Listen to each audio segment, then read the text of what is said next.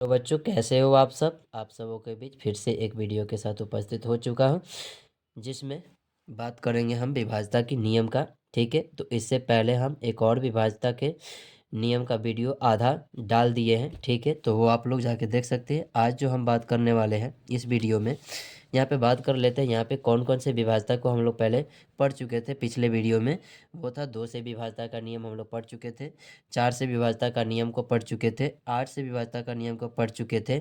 इसके अलावा बात किया जाए तो 3 से विभाज्यता का नियम पढ़ चुके थे और 9 से विभाज्यता का नियम पढ़ चुके थे। ठीक है, तो इस वीडियो में हम बात करेंगे 6 की विभाज्यता, 5 की विभाज्यता, 7 का विभाज्यता, 10 से का विभाज्यता और 11 का विभाज्यता इस वीडियो में देखेंगे। ठीक है, तो चलते हैं 6 से विभाज्यता को चेक करते हैं। ठीक है, 6 से विभाज्यता का नियम कहता है कि कोई संख्या 6 से विभाजित तब होगा जब वह क्रमशः 2 और 3 से विभाजित होगा। इसके कहने का मतलब होगा कि आपको 2 से भी विभाजित उसको करना होगा और आपको 3 से भी विभाजित करना पड़ेगा, तब जाके वह संख्या क्या हो जाएगी, 6 से विभाजित होगी। ठीक है, तो चलिए इसको समझ लेते हैं अच्छी तरीके से कि ये क्या होता है। ठीक है, जैसे मान लीजिए कोई संख्या हो गया, दिया गया हो 85 और 56 दिया गया है। ठीक है, और इसको चेक करने के लिए बता दिया जाए, कहा जाए कि 6 से विविधता बता के बताइए कि ये 6 से विभाजित है या नहीं है। ठीक है, तो इसको बताने के लिए क्या कहा गया है,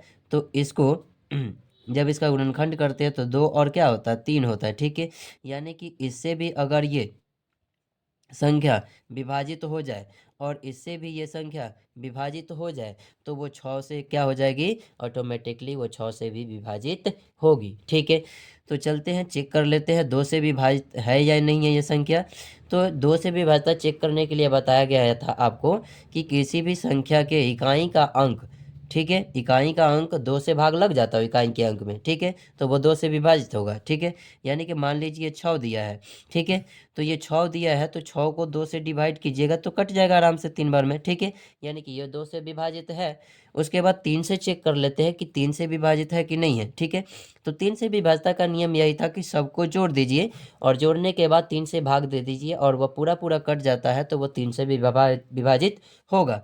ठीक है, अब बात करते हैं यहाँ पे, जैसे यहाँ पे लिखा हुआ है 8 लिखा है, +5 लिखा है, +5 लिखा है, +6 लिखा है। ठीक है, इन संख्याओं को जोड़िए तो 8 + 13, 13, अब 5 कितना हो गया, 18, 18 और 6 कितना हो गया, 24 हो गया। ठीक है, 24 हो गया। 24 को क्या कर दीजिए, 3 से डिवाइड कर दीजिए। ठीक है, तो ये 8 बार में पूरा पूरा कट जा रहा है। ठीक है, यानी कि 2 से भी ये क्या हो रहा है, डिविजल हो जा रहा है और 3 से भी ये क्या हो रहा है, डिविजिबल हो जा रहा है। ठीक है, इसका मतलब यह है कि यह जो संख्या दी गई है ये पूरा वो 6 से भी विभाजित होगा। ठीक है, तो आप लोग को समझ में आ गई है 6 से विभाज्यता। ठीक है, अब चलते हैं 5 से विभाज्यता की तरफ। ठीक है, तो 5 से विभाज्यता क्या कहता है, 5 से विभाज्यता कहता है कि किसी संख्या का अंतिम अंक में 0 या 5 हो तो वह संख्या 5 से विभाजित होगा। ठीक है, कोई भी संख्या ले लीजिए, ठीक है, वो 0 और 5 उसके लास्ट में आता हो। ठीक है, तो आप कह देंगे कि वो क्या है, 5 से विभाजित है। ठीक है, जैसे मान लीजिए कोई भी संख्या लिख दिया गया 5 7 0 5 6 0। ठीक है, तो ये क्या है, ये देखिए लास्ट में क्या देगा, इकाई का अंक 0 आ रहा है। इसका मतलब कहेंगे आप क्या कि ये पूरी संख्या है जो क्या है, 5 से विभाजित है। ठीक है, इसी तरह मान लीजिए कोई संख्या दे दिया जाए, ये दे दिया जाए। ठीक है, और बोला जाए कि बताइए कि ये संख्या क्या है, 5 से विभाजित है या नहीं है। ठीक है, तो देखिए कि इसके यूनिट डिजिट में क्या दिखाई दे रहा है, 5 दिखाई दे रहा है। इसका मतलब यह है कि ये भी जो संख्या दी गई है ये पूरी संख्या जो है वो 5 से विभाजित होगी। ठीक है, तो ये 5 से विभाज्यता भी आपको समझ में आ गई। चलते हैं अब 7 की विभाज्यता की तरफ। ठीक है, वैसे तो बात किया जाए कि आपके बुक में 7 की विभाज्यता तो नहीं दिया गया है, लेकिन मैं अपने तरफ से, ठीक है, मैं ये बता देता हूँ कि 7 की विभाज्यता क्या होती है। ठीक है, तो 7 की विभाज्यता का नियम जो कहता है संख्या के अंतिम अंक को दुगुना करके शेष बची संख्या से घटाकर प्राप्त होने वाली संख्या यदि 7 से विभाजित हो तो वह वास्तविक संख्या क्या होगी, 7 से विभाजित होगी। ठीक है, यानी कोई भी संख्या दी गई है। ठीक है, और जैसे मान लीजिए ये संख्या दी गई है। ठीक है, अब आप इसको क्या करेंगे, दुगुना कर देंगे। दुगुना कर देंगे तो 10 हो जाएगा। ठीक है, कितना होगा, 10 होगा। अब यहाँ पे बची शेष जो संख्या है, 725 है, ठीक है। अब इसमें क्या कर दीजिएगा, घटाइएगा, और घटाने के बाद क्या कीजिएगा, जो आया है शेष उसमें क्या कर दीजिए, आप 7 से भाग दे दीजिए, तो आपका 7 से विभाज्यता भी क्या हो जाती है, मिल जाती है, ठीक है। अब बात करते हैं किसके तरफ, तो 10 से विभाज्यता चेक करने के लिए, ठीक है। 10 से विभाज्यता क्या कहता है कि यदि किसी संख्या का अंतिम अंक 0 हो, अंतिम अंक 0 का मतलब कि यूनिट डिजिट या इकाई डिजिट कह सकते हैं, ठीक है। अंतिम अंक 0 हो, वह संख्या क्या होगा, 10 से विभाज्य हो जाएगा, ठीक है। मान लीजिए कोई संख्या दे दिया गया यहाँ पे 5 7 2 5 6 7 5 7 8 9, ठीक है। इतनी बड़ी से बड़ी संख्या दे दिया गया, ठीक है। तो इसको इतना बड़ी संख्या से कोई मतलब नहीं है, ठीक है। मतलब किससे है, तो इसके यूनिट डिजिट से मतलब है कि इसके यूनिट डिजिट में अगर 0 है तो वो समझ लेना है आपको कि वो क्या है, 10 से डिवाइड हो जाएगा, यानी कि 10 से डिविजिबिलिटी है, ठीक है।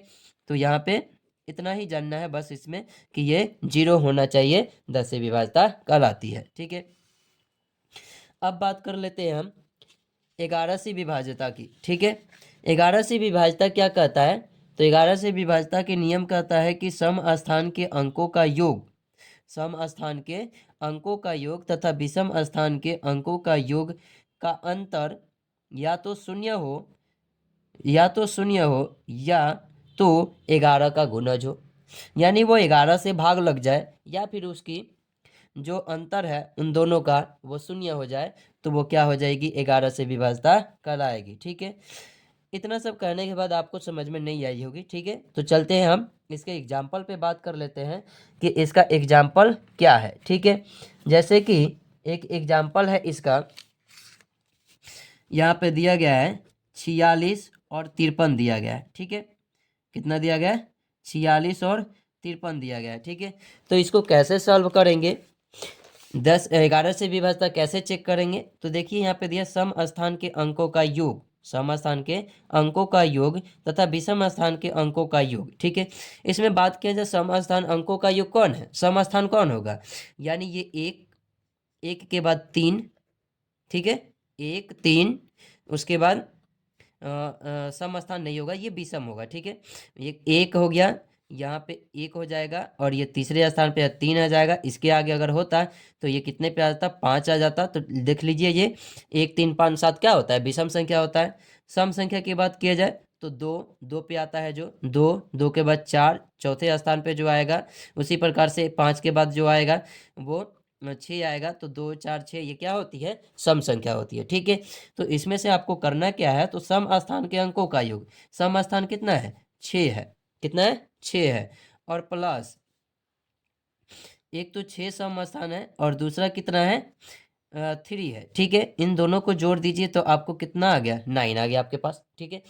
अब यहाँ पे विषम की बात किया है, यहाँ पे विषम स्थान के अंकों का योग, विषम कौन है, 4 और 4 और कितना है, 5 है, 4 है और प्लस 5 है, तो ये कितना हो गया, 9 हो गया, ठीक है। यानी कि अब इसको क्या कर दीजिए, इसका अंतर, अंतर देखिए तो अंतर कीजिएगा, घटाइएगा, 9 में से 9 क्या हो गया, 0 हो गया, ठीक है।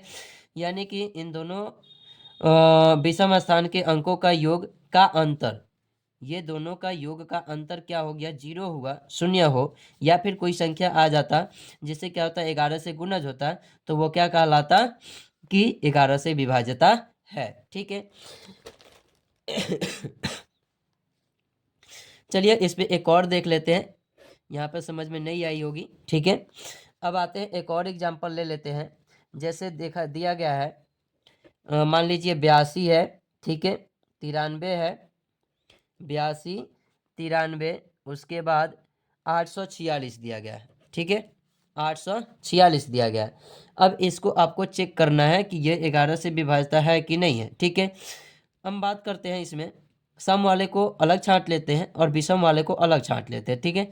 तो सम की बात किया जाए तो 2 हो गया, यहाँ पे ये हो गया, ठीक है, और यहाँ पे नहीं नहीं ये हो गया, 4 हो गया, ठीक है। तो ये क्या हो गया, ये सब सम हो गया, ठीक है। कौन सी संख्या हो गई, सम संख्या। विषम की बात किया जाए, ये हो जाएगा 3, 3 के बाद जो जाएगा 5 पे, 5 के बाद जो जाएगा 7 पे, यानी कि 6, ठीक है। 1 3 5 7 ऐसे होता है ना, ठीक है। तो यहाँ पे देखिए सम संख्या की बात किया जाए तो सम संख्या कितना है, 2 3 4 है। क्या क्या है, 2 3 4 है सम संख्या। 2 है प्लस 3 है प्लस 4 है, जोड़ देने पर कितना हो जाएगा, ठीक है, कितना होगा, तो ये 9 होगा, ठीक है। अब विषम संख्या को लिख लेते हैं, 8 है विषम, 8 है ये विषम संख्या नहीं है, ये विषम के स्थान पे है, ये याद रखना, विषम के स्थान पे, यानी कि 8 है 9 है, जोड़ लीजिए 8 प्लस 9 प्लस आपको कितना दिया गया, 8 दिया गया, 8 के बाद 6 दिया गया, ठीक है। अब इन सब को जोड़िएगा आप तो ये कितना आएगा बात किया जाए 9 8 17, 17 8 कितना हो गया, 25, 25 अच्छा कितना हो गया, 31 हो गया, ठीक है, 31 हो गया। अब क्या कीजिए, तो इनको घटाना है, आपको क्या करना है, घटाना है, घटाइएगा तो कितना हो जाएगा, ठीक है, ये टोटल हो जाएगा 22 हो जाएगा, ठीक है, कितना हो जाएगा, 22 हो जाएगा, ठीक है। और 22 में क्या कर दीजिए आप, 11 से भाग दे दीजिए, ठीक है, तो 11 दूना 22 हो जाएगा, ठीक है। तो ये क्या हो गया, 22 कट गया, यानी कि 11 से कट गया, ठीक है। तो ये क्या है आपका 11 से विभाजता है, ठीक है। पहले यहाँ पे हमने गलत लिख दिया है, पहले विषम संख्या आता है, विषम स्थान आता है, उसके बाद सम स्थान आता है, तब जाके ये माइनस में नहीं आता, प्लस में आ जाता, ठीक है। तो इसको आप देख लीजिएगा ध्यान से, ठीक है। बस इतना ही इस वीडियो में, अगले वीडियो में फिर से पढ़ेंगे अगले चैप्टर को।